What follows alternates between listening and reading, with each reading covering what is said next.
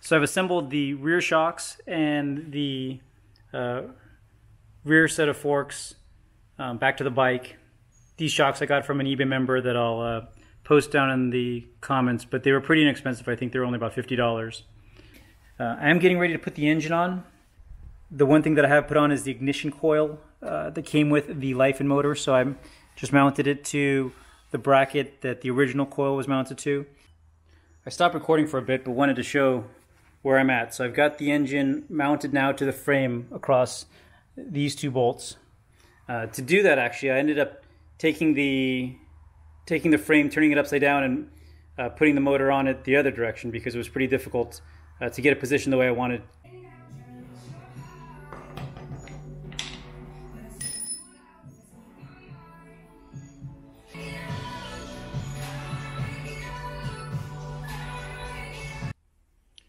So I've made a lot of progress. I've got the engine completely bolted on and the carb installed. This is the carb that came with the Life in 125 engine. Also came, actually it didn't come with, but I'd already purchased this air filter element that fit nicely on and kind of tucks neatly back. So the carburetor actually comes out at an angle. This manifold comes out at an angle and then goes this direction, I think, just to make sure there's some clearance here for where the frame is. This is just barely, this throttle cable is just barely touching the side of the bike, and I'm going to mount it here. I'm going to attach the cable here so that it doesn't rub too much. And then the air filter kind of weaves back in, so it fits pretty cleanly. But I'm about ready to try starting the bike. Here's the Fat MX front forks. It comes with the disc assembly. I'm bolted onto the rims. These are the rims that I refinished in an earlier video. I have the new trial tires, which are modeled after the Bridgestone ones, but are much less expensive. And actually, I wasn't able to find the Bridgestone tires, but I think these were only about $35 each. Then the Fat MX fork set came with these fork brackets for the headlight bucket. These are some reproduction handlebars that, again, pretty inexpensive, I think about $30. And then this is the brake lever that came with the Fat MX setup that just uses the same hydraulic mechanism that most motorcycles use. The throttle cable and throttle assembly that I put on, I just bought from eBay for about $10. It looks like it works, it feels real smooth, but there's a lot of lateral play and a lot of dead zone too. It was only about $10 and I should have known better. It'll work for testing and getting everything set up now. One reason why I liked it was because it does have a kill switch. Although the more I thought about it, I never use a kill switch on a regular motorcycle, so I don't know how much I'd actually use it on this anyway. It'll work to get the bike started and running. I think I'll probably change it once I have the rest of the bike set up and have time to work on some of the details. As far as getting the motor running though, I have the wire harness that came with the bike setup. I'm just currently using, connected to the engine, the black, red, green, and blue white wire into the harness. Then one side of the harness goes into the CDI.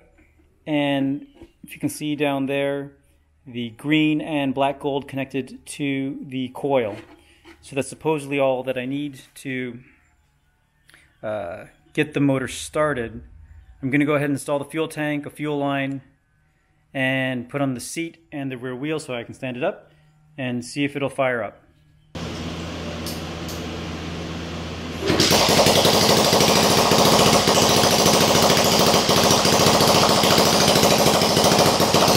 So the bike's now running, and from here most of the stuff is all pretty straightforward, and then final adjustments probably for a while. I still don't have the chain on the other side. I also plan on changing the sprocket from the Life and motor. I think it comes with a 14 and I'm putting on a 16, mating it with the 35 tooth gear that I have on the back, which according to the forums is a better ratio to run for this 125cc motor.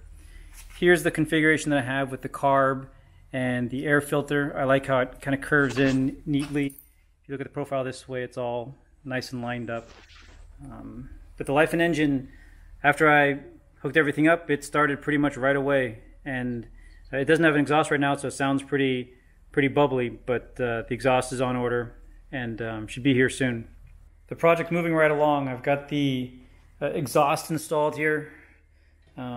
didn't fit quite as neatly as I'd like it to. I'm missing my acorn nut for this.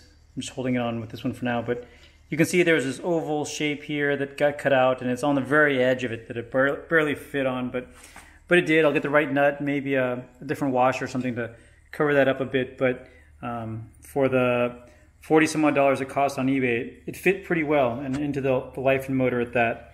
It comes with these different heat shields. One thing that I was disappointed in, and I'm not sure if it's because of the life and motor or because of this exhaust, but the spark plug or the motor bracket doesn't fit because of it. This arm,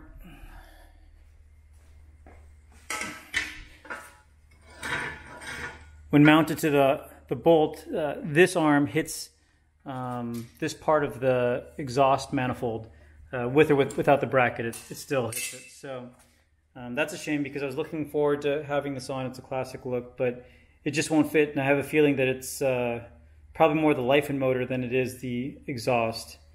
I'm going to look around to see if there aren't any other options, but otherwise it looks like I'm going to be running it without this and probably sell this on eBay.